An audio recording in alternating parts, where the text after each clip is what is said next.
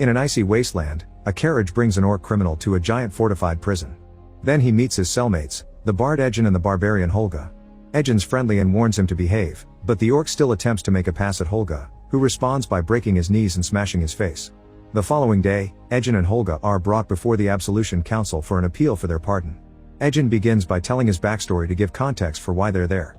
Years ago, Edgin was a member of the Harper's faction, a group of spies that fought against evil pro bono. By day he'd eavesdrop on mercenaries, stop bandits in their tracks, and bring Fae and Red Wizards to justice. By night he'd come home to his wife Zia and their daughter Kira. Zia didn't mind the fact they were poor because she thought Edgin was making the world a better place. One night, Edgin came home to find Red Wizards riding away.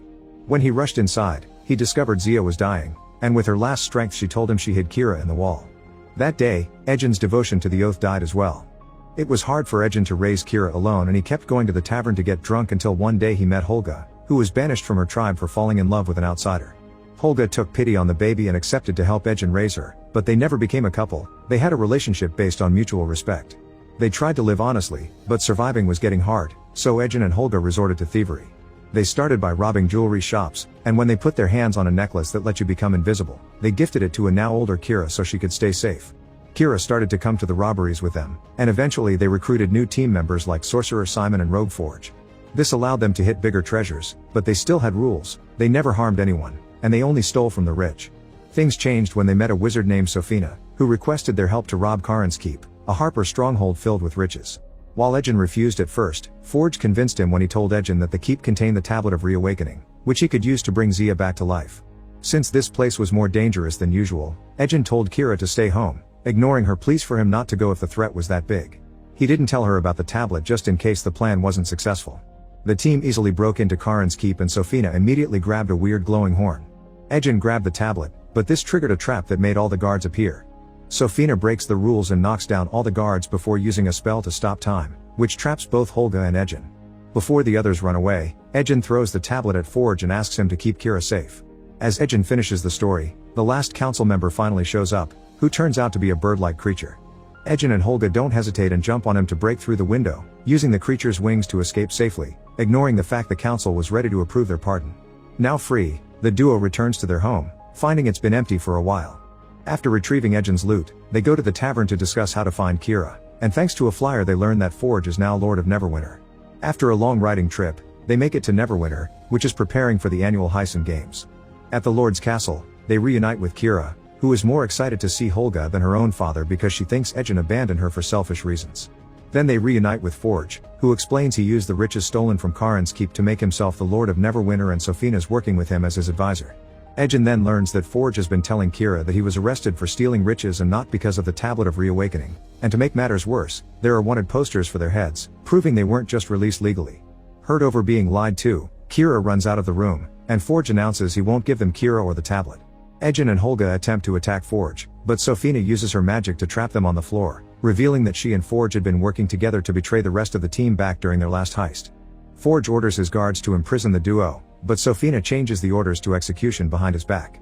The duo is taken to an alley for their deaths, but Holga lifts a tile from the floor and uses it to fight off the guards. Her barbarian skills make it an easy battle for her, and soon all the men are unconscious. Then she steals an axe from them before escaping with Edgin. Meanwhile, Forge tells Kira that Holga and Edgin abandoned her again after getting the tablet. Moments later, Holga and Edgin agree they must rescue Kira and the tablet from Forge, and for that they'll need a team. First they go looking for Simon, who is performing silly magic tricks for entertainment, but these tricks are actually a diversion while he casts a spell to steal the audience's gold and trinkets. When Simon sees his old friends, the shock makes him fail the spell and the audience catches on the trap. Furious, they try to attack Simon, who tries to defend himself with magic. He isn't a very good sorcerer though, and his spells go wrong. First he sends the people up to the ceiling, then he ends up flying through the window himself. Luckily Holga is ready outside to catch him.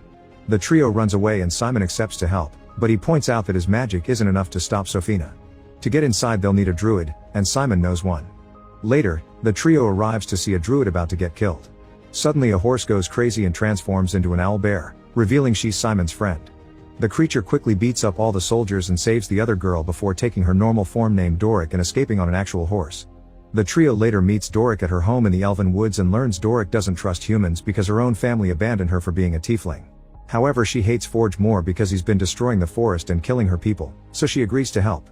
Meanwhile in her private quarters, Sofina reveals she's an evil red wizard and speaks to her master, the Lich Shastam.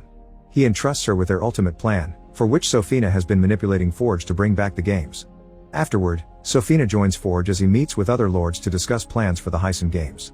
The castle has a vault where they'll be keeping all the riches from the bets, and the doors protected by an ancient seal that nobody can break through.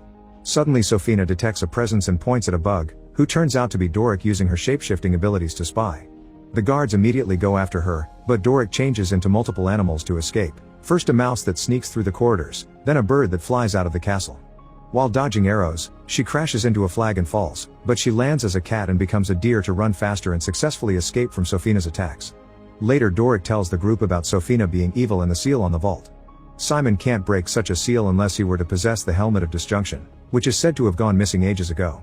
However, Holga says her people fought the cult of the dragon, so they may know where it went.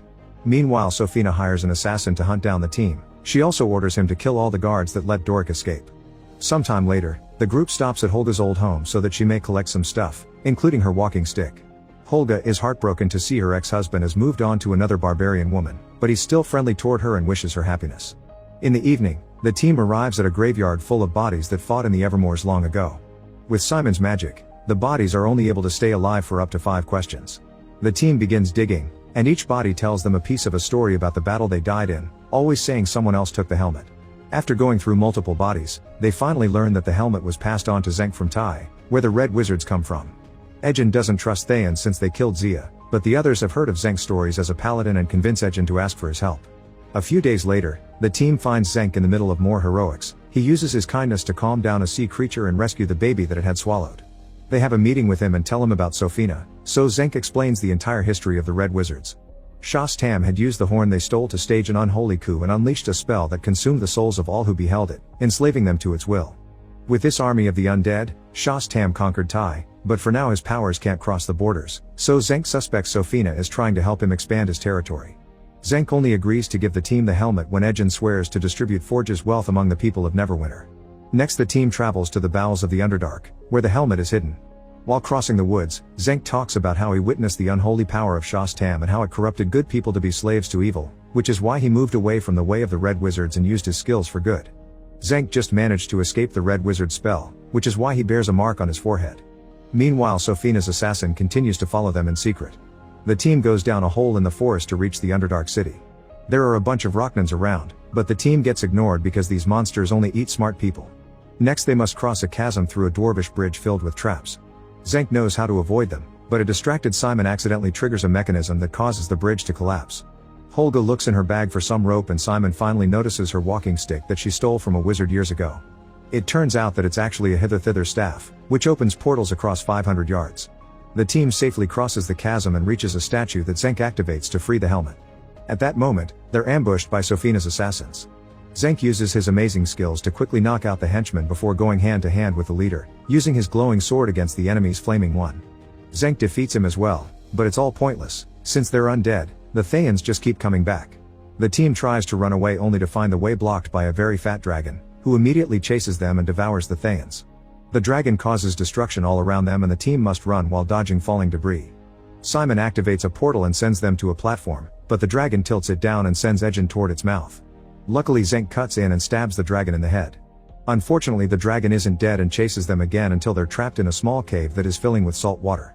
This gives Ejin an idea. They hide underwater and he makes Holga provoke the dragon until it breathes electricity. Then Simon uses a flame to create an explosion that blows up the cave, allowing the team to escape by swimming. After making it to the shore, Zenk bids the others farewell and returns home. Simon attempts to take control of the helmet and finds himself meeting his ancestor, who doubts Simon's capabilities and doesn't allow him to attune with it. Simon keeps trying for hours but continues to get rejected, which brings down the team's morale. Simon and Doric want to leave, so Ejin finally opens up to them. He explains that the Red Wizards had killed his wife because he had stolen from them when he got tired of working pro bono and admits he's failed everyone, but that's also why he can't quit now. Touched by this, the team decides to rejoin him. Afterward, Holga comes up with a plan to use the staff instead of the helmet to get inside the castle. First they buy a framed painting and hide a portal underneath the canvas. Then Ejin hides underneath a pile of leaves on the road and waits for a carriage of Forge's treasures to pass by to stick the painting to it. Simon opens another portal nearby and Holga pushes the wood of the carriage through the painting, allowing Doric to get inside and bring the painting in. The frame almost falls in the process and Simon gets dragged out too, but Doric uses her tail for leverage and picks him up. Then they use the portal to reclose the carriage, and Doric puts the canvas back into place before escaping by transforming into a bug. Sometime later, the team makes it to Neverwinter for the start of the Heisen Games, which consists of 5 groups going through very dangerous challenges. Forge opens the ceremony and urges the crowd not to leave after the games are over because there will be a gift for everyone. The guards store the painting with the other riches, but it falls to the floor, so when the team opens a portal in private they discover they can't use it. Doric begins using a knife to try to carve a hole for a bug to go through while Ejin gives Simon a pep talk, reminding him he works best when he's under pressure and that he should try the helmet again. Simon then creates an illusion of a singing Ejin to distract the castle guards, however Simon's foot gets stuck and the illusion starts to fail, causing the guards to chase them. While Ejin and Simon run inside, Holga stays behind to fight the guards with both her axe and anything she can find in the room, quickly knocking them all out. Simon reaches the sealed door and puts on the helmet, finding his ancestor again, who keeps insulting him. This time Simon gets angry because there's something more urgent than his own pride and punches his ancestor, which finally allows him to attune with the helmet and open the vault. Using his new confidence in himself, he knocks out more guards, then he and Holga enter the vault, only to find it empty. Meanwhile Doric manages to make the hole and sneaks through in the shape of a worm, finding all the riches hidden under the arena. There are a bunch of guards taking them away to a ship, revealing Forge's plan is to escape with all the bet money and he doesn't know about Sofina's real intentions. A guard finds Doric and knocks her out, while Holga and Simon are captured by magical tentacles that come out of the floor.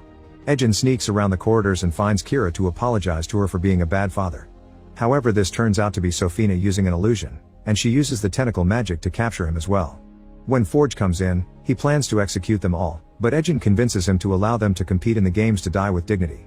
Moments later, the team finds themselves in the Colosseum, and Simon and Doric were given bracelets that block their magic. The first event is a maze filled with monsters, and soon the team finds themselves running all over the place. The monsters go after all the teams, using tricks like presenting an illusion to corner a dwarf. Doric finds a sword inside a chest, but when Holga opens another one, it turns out to be a mimic that uses its tongue to catch her leg. Luckily Doric cuts it off just in time. Meanwhile Ejin gets ready to escape in his boat with Kira and leaves Sofina in charge. Back in the maze, Doric trips and gets her hand stuck inside a gelatinous cube. Holga helps her get it out, but the bracelet stays inside. Ejin gets cornered by another monster, but the team walks through the illusion and breaks him out. After some more running, they manage to leave the maze, where cages are waiting to take them to the next challenge. Ejin points out they need to escape and not advance, giving Doric an idea. She makes them jump inside the gelatinous cube, and once the first challenge ends, the cube is taken away. Doric transforms into a snake to escape, then pulls everyone out too. They run through a tunnel and find the gear, plus some keys to free Simon from the bracelet. After taking another tunnel, the team makes it to the dock where they knock out all the guards and find the boat with the riches and the tablet. When Forge and Kira show up, they use the tablet to prove their story. Kira finally believes them, causing Forge to hold a knife to her throat to make the others back away. While Forge monologues like a dumb villain, Holga grabs a potato and throws it at his face, causing him to let Kira go. She joins the team as they hop on the boat to get away, with Simon using a spell to cause a wave of water to hit Forge. Kira forgives Ejin as they reconcile. Meanwhile Sofina is using the horn to kick off her plan. She convinced Forge to do the games and make the people stay for a gift so she could use them all to make a new undead army. The team notices a dark cloud forming over the city and agrees to come to save the day.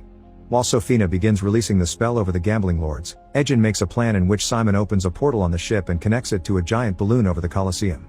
The riches begin falling through the portal, and all the game attendants begin following the balloon to grab some gold, saving them from Sofina's spell.